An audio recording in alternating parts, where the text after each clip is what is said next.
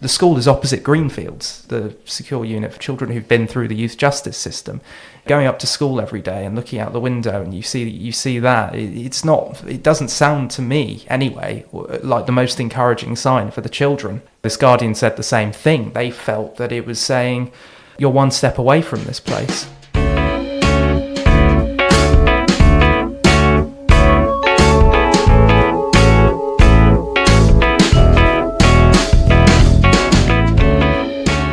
That was reporter David Conway talking about his investigation into the shortcomings of a government-run school designed to look after some of Jersey's most vulnerable children. And I'm Fiona Potney. I'm the news editor at Bailiwick Express, and this is our podcast. Each week we'll take an in-depth look at the big issues affecting our island. Being disruptive, swearing, causing damage, even lashing out. Once upon a time, these were, for some, the markers of a naughty child. A child who had to be punished, maybe even removed from school as a way of correcting their behaviour and making them fit for joining society as adults. We've come a long way since then. We now know that extreme examples of challenging behaviour are often linked with mental health or learning difficulties. General thinking is now that the fault doesn't lie with children for failing to fit into mainstream education. The issue is that mainstream education doesn't fit them, and that they need a more therapeutic approach to be able to thrive. Jersey's answer to that was Sente. It was established in 2018 in the wake of the Care Inquiry and a pledge from government to put children first. The name was chosen as its Jèrriais for The Path, reflecting the school's mission statement to help children become their best or true self. But guardians of the school's pupils, individuals involved in child welfare, and even the Children's Commissioner have told Express that this description couldn't be further from the truth. They say Sente is outdated, not fit for purpose, and have even likened its Key Stage 4 building to a containment facility. They're also concerned that the curriculum and opportunities for social interaction are limited in the extreme, and that the number of children being suspended is far too high. The key worry is that, even despite the best efforts of dedicated staff, Sente pupils are being set up to fail. Is this what putting children first looks like? I spoke to David Conway, who painted a picture of Sente's setup. So Sente is a school for children who have social, emotional or mental needs. So children who might need a bit more support. Mainstream education might not be suited to their needs and they just need that bespoke package. So the school is split into two facilities. There's one at the old Doe Trade Lodge House, which facilitates Key Stages 2 and 3. And there's one up at Five Oaks in what I understand to be some of the old facilities that were used with likened. And that's housing Key Stage 4. And why did you start investigating Sente?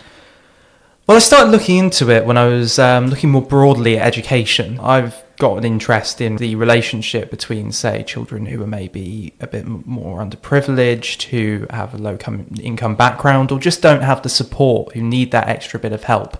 I went to Hope Valley, which is a great school, and I got a lot out of it. It's no denigration on the staff, but there were obviously some students who maybe fell through the cracks a bit, students who, for whatever reason, mainstream education, they never quite got the right support. I think at any school you do notice sometimes children who fall through the cracks, who are actually brilliant and really, really clever.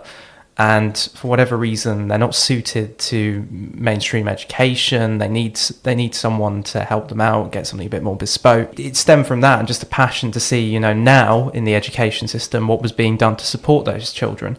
So it was broader at first, and I spoke to a few people on and off the record who were involved in education, who were in that world.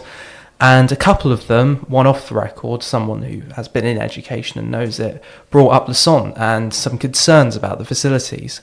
And then when I spoke to the Children's Commissioner, she also brought it up, and she said she had a couple of people from the primary area who'd come to her with concerns, about their kids there. Basically, that's where it started, and that's where I started asking questions. So from these conversations, what did you find out about what it's like to go there? So we managed to speak to a guardian of a child who obviously they have to remain anonymous to protect the anonymity of the child. But this guardian and the child in their care both had concerns about the school. Certainly the guardian in particular felt that it wasn't delivering the service and facilities it could be. One of their big concerns was mainly about the school itself and the facilities there in terms of how limited they were, certainly in regards to the Key Stage 4 area and the fact it's basically at an old house. It's not really what you'd imagine a typical school to be. Their main concerns were the fact there was no science labs, There's no art room, and as a result, their subjects are limited. They do have a certain amount, but it's mainly the basics of the subjects. They don't have the same variety. The school on its website says it offers a bespoke package, but this Guardian said they felt that bespoke package was still limited as a result. So very bare bones offering. Yeah, bare bones. So I'm looking right now, actually, at an outline of the facility there, and you look at the rooms, and you've got an English room, a workshop, a maths room, photography room, and PE room. So you've got basics, but everyone's got their own little niche in school. School's about carving out their own little niches, and I think what this Guardian felt was that wasn't really being provided in that sense, or that they didn't feel they had the chance to. That was one of their main concerns. Another really was just that it felt like an exclusion from school in a sense. You didn't have proms or things like that. When you think back to school, it's not sitting in a classroom that you always remember. It's the big events like prom, things that make it feel a bit special. And this Guardian again felt there wasn't any celebration of their achievements or results. So you've got that. Obviously as well, they are taken off-site in a minibus to do outside activities as well. They said that, although they said that was put to a halt because of COVID as far as they were aware for a bit. I think that might be back on now. But at the same time, they said within the actual school classroom, that was where their main concern lied. And obviously we know that some of these children have behavioural difficulties, and the school's meant to be providing a therapeutic environment. What were the thoughts on whether it was fulfilling that aim? Well, the Guardian basically had concerns in that respect. They felt the system of the school in the first place, whereby you obviously put children who have very different needs. We're talking, you say behavioural difficulties, but a lot of these children have a variety of difficulties beyond behavioural difficulties. We're talking severe trauma, things like that. Real issues that cut deep and have done all their life. Their point was that they felt that putting them all together in one facility, perhaps wasn't the best way. They felt that they fed into each other in a sense. They said they'd like to see a proper purpose-built therapeutic facility. This was this Guardian's idea. The other main thing is going back to, you said about behavioural issues, and that's really, one of the main things. There is a lot of stigma, and where there really, really shouldn't be. But again, they said the school is opposite Greenfields, the secure unit for, children who've been through the youth justice system. Going up to school every day and looking out the window and you see that, it doesn't sound to me anyway like the most encouraging sign for the children. This Guardian said the same thing. They felt that it was saying, you're one step away from this place. So yeah, that image of looking out over Greenfields really embodied that sense that there still was that stigma.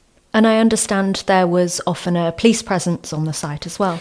Yes, so this is what the Guardian said. Now, we've got a Freedom of Information request back recently, which said there had been 0 arrests in the Key Stage 4 area. The Guardian said that there was still, they noticed a police presence a lot. In terms of Key Stage 2 and 3, which is down at the Doe Trade Lodge House, there have been 5 arrests over the past 3 years. In terms of the Key Stage 4 police presence, it's more, we spoke to the police and they said there's basically a community officer that goes on a lot. So it's more obviously that there probably are issues that, it's difficult to deal with this, and, you can understand that. But also, again, it's more about the messaging to the children as well. You've got a policeman at school. It doesn't give out the best message. So there were concerns that it wasn't fulfilling a role as either an educational facility or as a therapeutic facility. Yes, that was this Guardian's main concern. And then we kind of had that backed up by the Children's Commissioner's report from 2018 and 2019, which was really what got me started looking at the school, which showed that there was a 45.8% exclusion rate.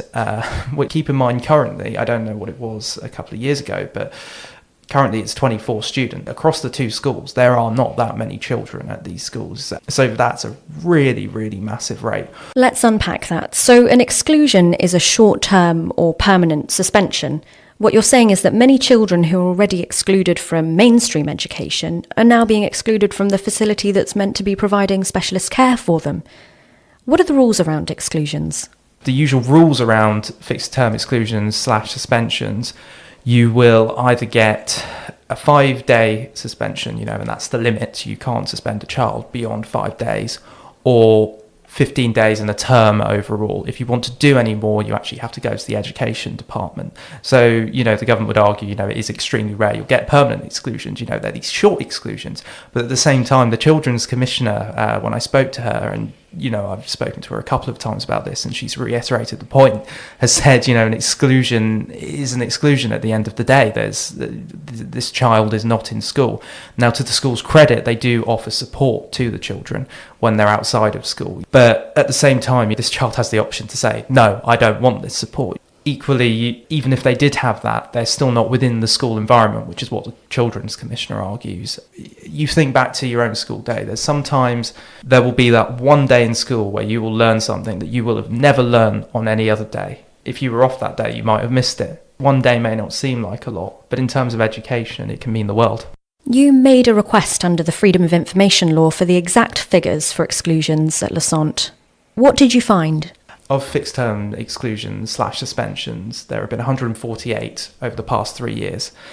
12 of those have happened within this year. We're not halfway through the year. And again, like I said, 24 students, 12 suspensions. Now, of course, they haven't actually told us, how many students. That could be 12 suspensions applied to one student. It could be 12 suspensions applied to between 3 students. We don't know that figure.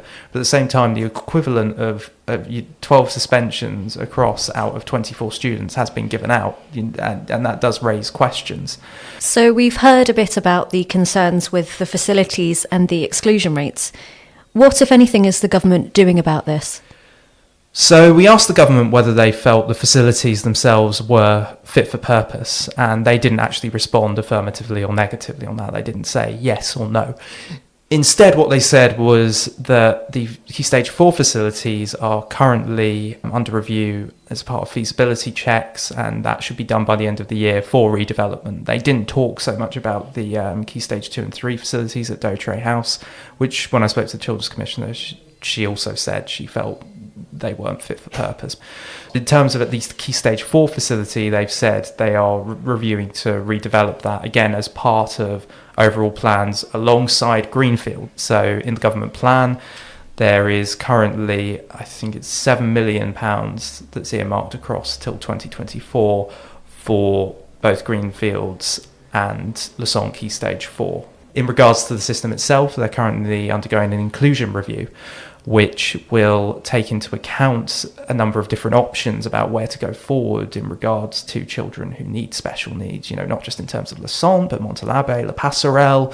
And with regards to the inclusion review, we thought we'd put it to them and say, what about alternatives? We'd had someone say that a senior education official had suggested the idea of maybe putting facilities on the site of mainstream schools, so creating purpose-built areas where instead of being put in Five Oaks, being put somewhere else, these children would be kept on site but separated from children in a facility of their own, where their resources like staff from mainstream schools can easily be exchanged. They don't feel so excluded. They don't feel like they're taken away from that mainstream school environment. That's just one of many options, and something the government said they're looking at. There are plenty of options. As we said before, The Guardian suggested a purpose-built therapeutic unit, something that focuses far more on the therapy side. So there are a number of different things that the government say will be at least assessed in this inclusion review. What is the consequence if these issues aren't addressed?